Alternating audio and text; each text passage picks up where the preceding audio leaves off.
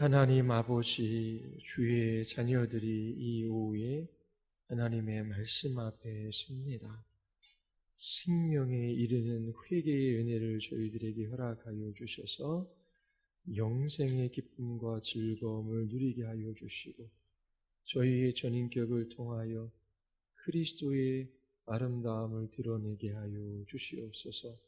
성령 하나님께서 참된 깨달음을 허락하여 주시고 우리의 죄와 죄의 비참함을 보게 하시며 모든 죄의 자리에서 돌이켜 그리스도만 바라게 하여 주시옵소서. 예수 그리스도의 이름으로 기도드리옵나이다. 아멘. 모든 복음 사역자는 믿음의 교리는 물론 이 회개의 교리를 전해야 한다라고 하는 것이 15장 생명에 이르는 회개 1항에 나와 있습니다. 왜 회개의 교리를 전해야 합니까? 생명에 이르게 하기 때문입니다. 생명에 이르게 한다라고 말하는 이유는 영생의 즐거움과 밀접한 관련이 있습니다. 죄에서 돌이켜 회개하지 않는 사람들은 하나님을 만홀히 여기는 사람들입니다. 하나님과의 교제 속에서 그 영생의 기쁨과 즐거움을 누리지 못해요. 이 회개는 은혜로 말미암아 가능합니다. 율법적 회개가 있고 복음적 회개가 있는데 율법적 회개는 참된 회개가 아니지요. 하나님께서 우리에게 긍휼을 베풀어 주셔요. 우리와 같은 비루한 인생들을 용납하시고 용서해 주셔요. 우리는 가족이나 우리의 이웃을 볼 때에 그래 여기까지는 용서하고 용납할 수 있지만 이것 이상은 안 돼. 나는 감당할 수 없어 라고 손을 긋습니다. 그러나 하나님은 그리스도의 십자가의 보혈의 공로를 의지하여 나아가는 모든 자녀들을 끝까지 용납하시고 용서해 주셔요. 어떻게 이렇게 불순종하며 불신앙 가운데 살아가는 나 같은 사람도 주님께서 용납하시고 용서해 주시는지 그 긍휼함에 놀라고 그렇게 죄에서 돌이키게 되는 것이지요. 이 항은 참된 회개가 무엇인지를 우리에게 가르쳐 줍니다. 참된 회개는 죄를 깨닫는 데에서부터 시작되지요. 그리고 그 죄를 슬퍼하고 깊은 후회를 동반합니다. 그리고 죄를 미워하여 거기서 끝나는 것이 아니라 그분의 모든 계명을 지키려고 노력합니다. 이처럼 회개는 우리의 첫 인격에 일어납니다. 죄를 깨닫고 그 죄를 후회하고 그 죄를 미워하고 죄에서 돌이켜 하나님의 말씀에 순종하며 살아가려고 그렇게 노력을 하는 것이 참된 회개입니다. 자, 우리 사망 한번 볼까요? 사망 같이 한번 읽어보겠습니다. 다 같이 시작. 회개는 죄를 보상하는 근거나 용서의 원인이 아니라 그리스도 안에서 하나님이 값없이 베푸시는 은혜의 행위이다. 하지만 회개는 반드시 필요하며 누구도 이것 없이는 제사함을 기대할 수 없다. 자, 회개는 죄를 보상하는 근거나 용서의 원인이 아니다. 신앙고백서에 이것이 기록된 이유는 로마 캐톨릭 때문에 그렇습니다. 여기는 회개를 죄를 보상해 주는 행위로 간주하고 있기 때문에 그래요. 자, 로마 카톨릭의 칠성례가 있는데 중요한 것이 첫 번째가 세례입니다. 그러니까 아이들이 성인도 세례를 받지만 세례를 받으니 구원과 아주 밀접한 관련이 있어요. 세례와 함께 하나님의 은혜와 그리스도의 의가 그 사람에게 주입되어집니다. 주입된 이 하나님의 은혜와 의에 그 사람이 협력하는 일들을 이제 해 나가야 돼요. 자기 자신의 순종, 자기 자신의 선행으로 이 칭의를 유지해 나가야 하는 것입니다. 그런데 죄를 짓게 되지요. 특별히 대죄라고 하는 것이 있어요. 대죄에는 살인이 있고 간음이 있고 술 취함도 여기에 속합니다. 그리고 대죄에 속하는 죄가 하나 더 있는데 그게 뭐냐면 미사에 빠지는 거예요. 개신교에 따르면 주일 예배에 빠지는 겁니다. 그거는 작은 죄가 아니라 큰 죄예요. 이렇게 대죄를 짓게 되면 하나님께서 주신 은혜, 그리스도의 의, 이것이 없어집니다. 이 은혜와 의가 소멸되어지는 거예요. 자, 그러면 구원받을 수 없지요. 그럼 이걸 회복해야 돼요. 어떤 방식으로 회복해요? 고해성사를 통해 회복합니다. 그래서 신부를 찾아가서 자기 자신의 죄를 아뢰는 거예요.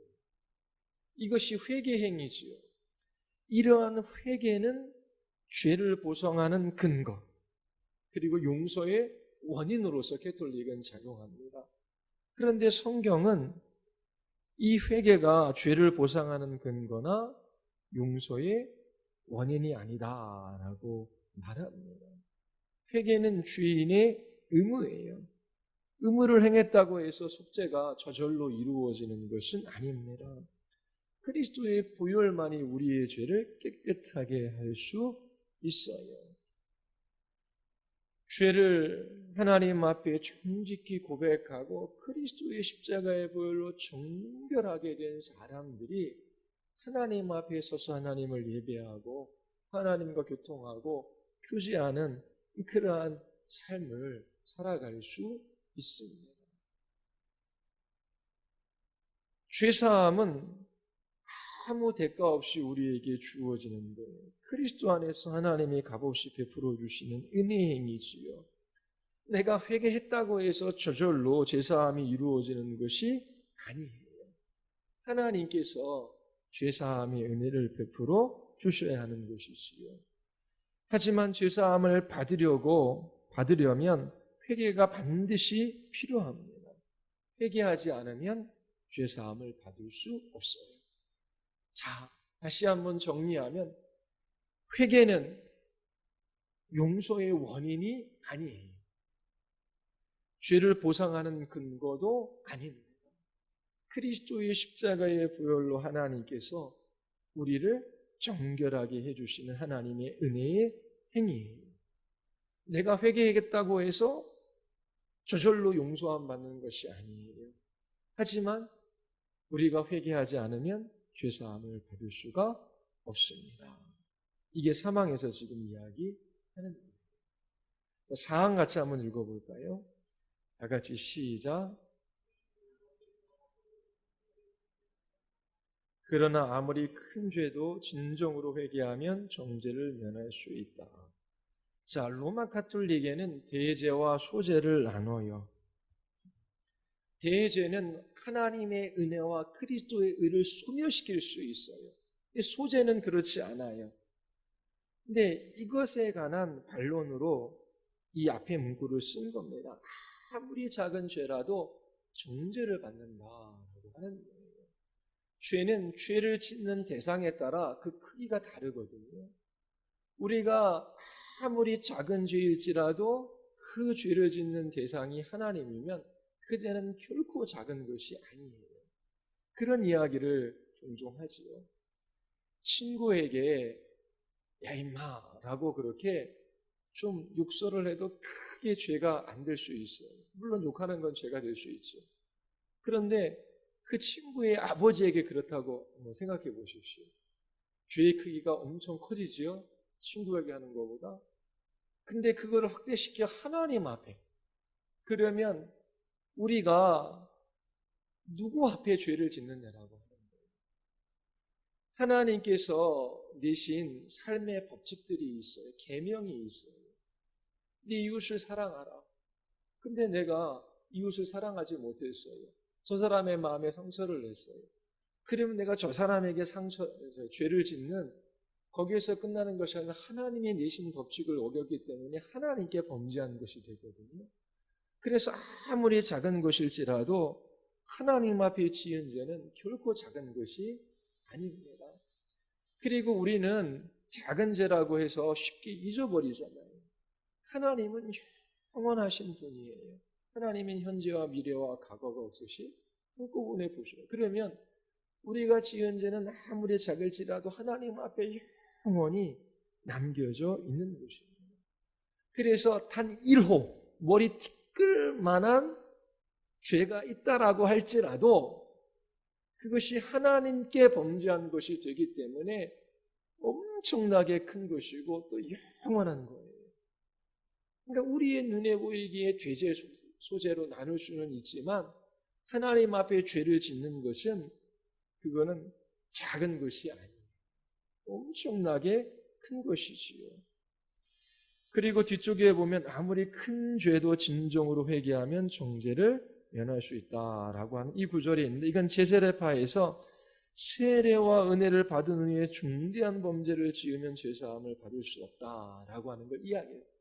어떻게 은혜 받은 자가, 어떻게 세례 받은 자가 이런 큰 죄를 저지를 수 있을까? 용서받을 수 없다라는 게 제세례파의 견해예요. 그런데 보십시오. 다윗도 우리아내 밧세바를 간음하고 그 군대 장관을 전쟁터에 나가서 죽게 했어요. 살인죄지요, 간음죄예요. 캐톨릭에 따르면 대죄입니다.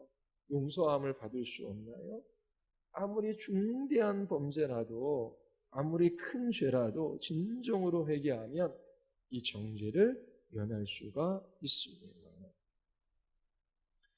죄가 크든 작든 그 삭은 죽음이에요. 그러나 주인의 개수일지라도 진정으로 회개하면 하나님께 긍휼히 여김을 얻을 수 있습니다. 바울도 교회를 핍박했던 사람이지요. 베드로도 예수 그리스도를 부인할 뿐만 아니라 예수님을 저주했던 사람입니다. 그런 바울도 베드로도 다 용서함을 받았어요. 이처럼 아무리 죄가 작을지라도 반드시 하나님께서 그 죄를 심판하시고, 그래서 돌이켜 회개해야 하는 것입니다. 닦을 만한 죄가 있더라도 우리는 하나님 앞에 설 수가 없습니다. 그러나 아무리 큰 죄일지라도 회개하면 이 정죄를 면할 수가 있어요. 자, 5항 같이 한번 읽어보겠습니다. 다 같이. 일반적인 회개로 만족해서는 안 된다. 모든 인간은 자신의 죄를 구체적으로 회개하려고 노력해야 할 의무가 있다. 일반적인 회개가 뭡니까? 하나님, 저는 죄인입니다.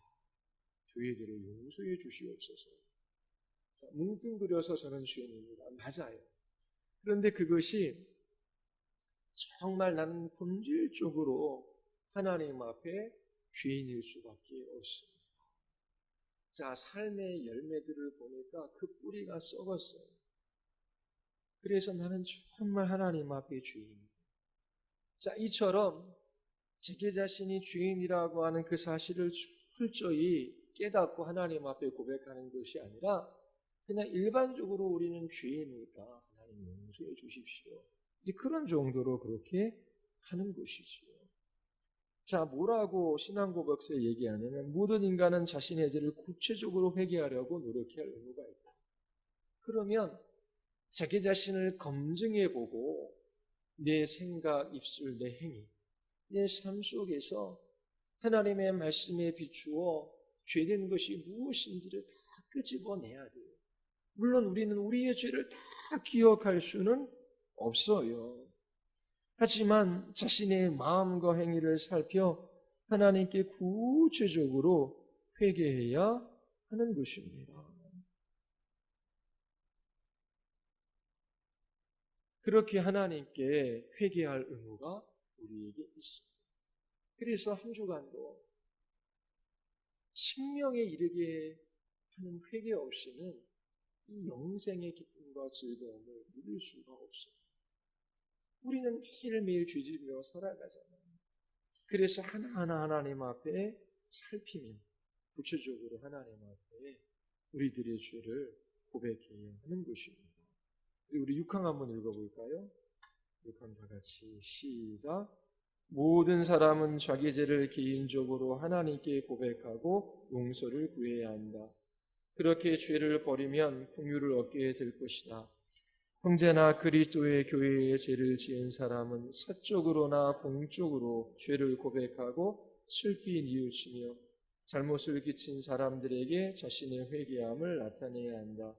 그러면 피해자들은 그와 화해하고 사랑으로 그를 받아들여야 한다.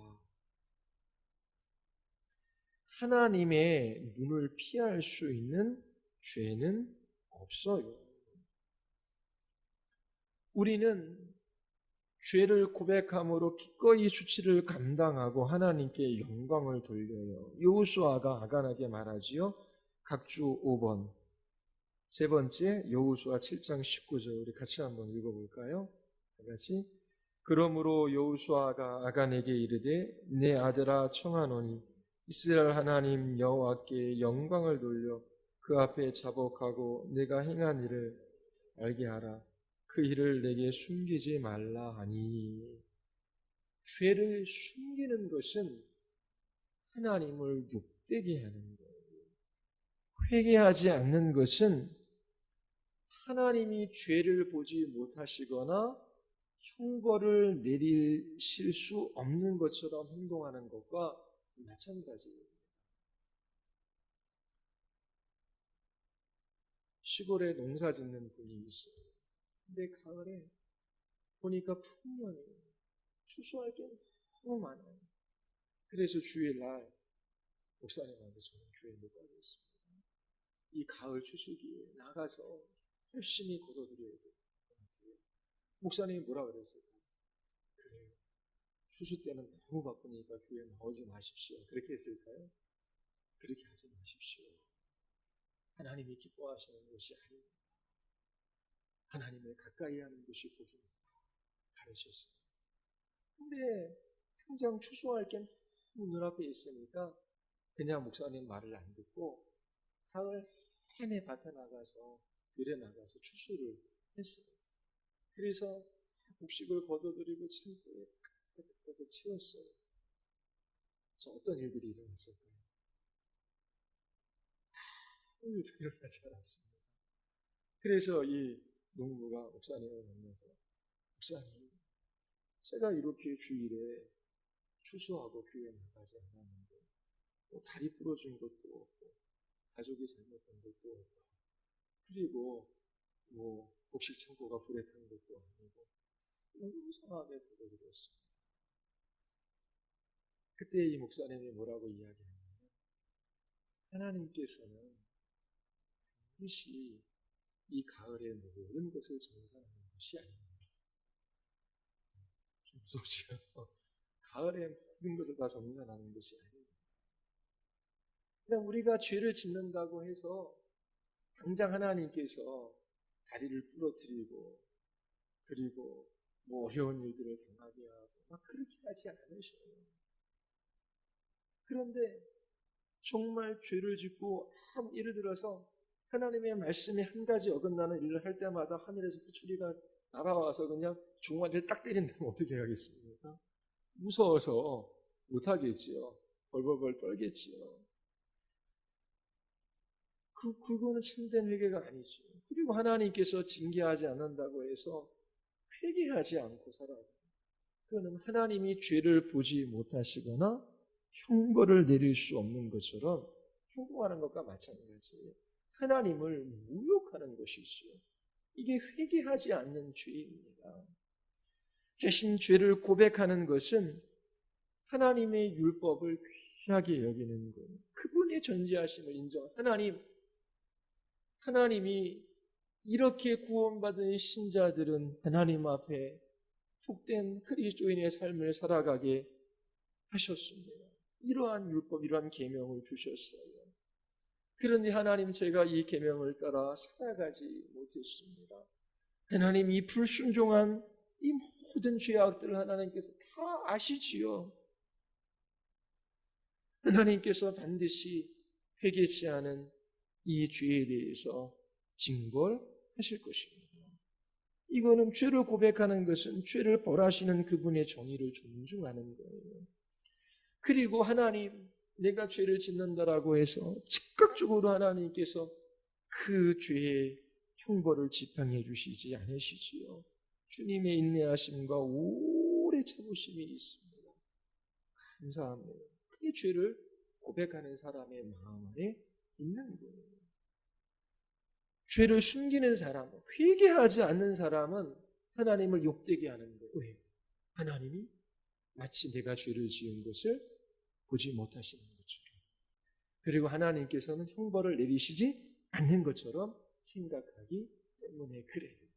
그런데 날마다 하나님 앞에 가난하고 통회하는 심령으로 하나님 앞에 죄를 회개하는 것은 하나님의 율법을 귀히 여기고, 그리고 하나님이 모든 것을 알고 계신다는 것을 인정하는 것이며, 또 하나님은 이 죄, 이 부정, 이 불의를 참아보지 못하시는 정의로우신 하나님이라는 것을 존중하는 것이고, 그리고 하나님 이와 같은 죄인을 하나님께서 즉각적으로 벌하지 아니하시고 인내하시고 오래 참으시니 감사합니다.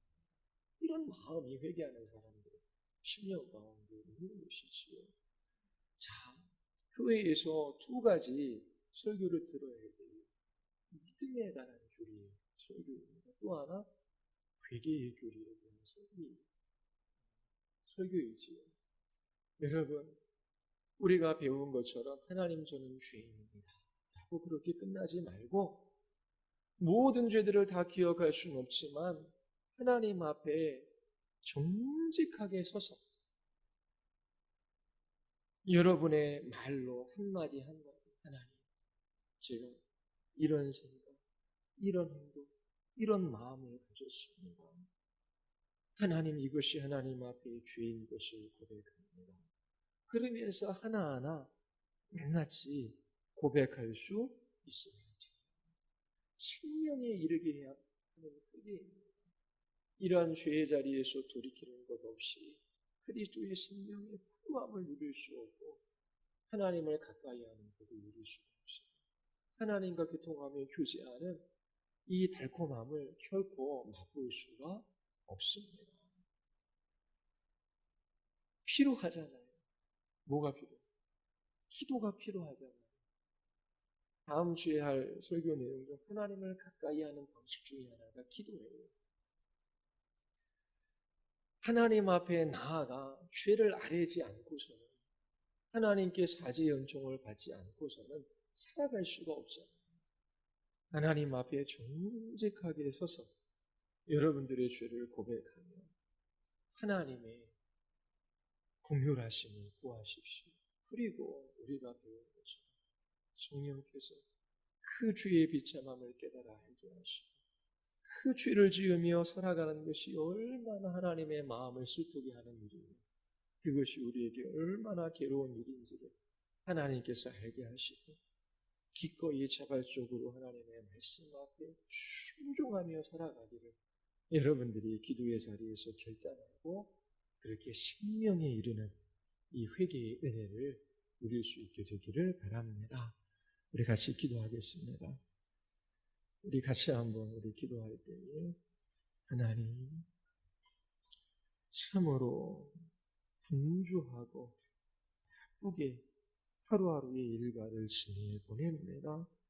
해왔던 습관대로, 살아왔던 삶의 방식대로 아무 일도 일어나지 않기에 그냥 보내는 것이 아니라 우리의 죄를 숨기지 말게 하시고 낱낱이 주님 앞에 우리의 죄를 고백함으로 하나님의 율법의 고귀함과 또 하나님의 존재하심과 또 그분의 정의를 존중하게 하시고 이와 같은 죄인들을 향하여 오래 참으시고 인내하시는 그 하나님 앞에 감사하며 그렇게 회개하는 사람들 되게 하여 주시옵소서. 우리 같이 한번 우리 하나님 앞에 우리 기도하시겠습니다.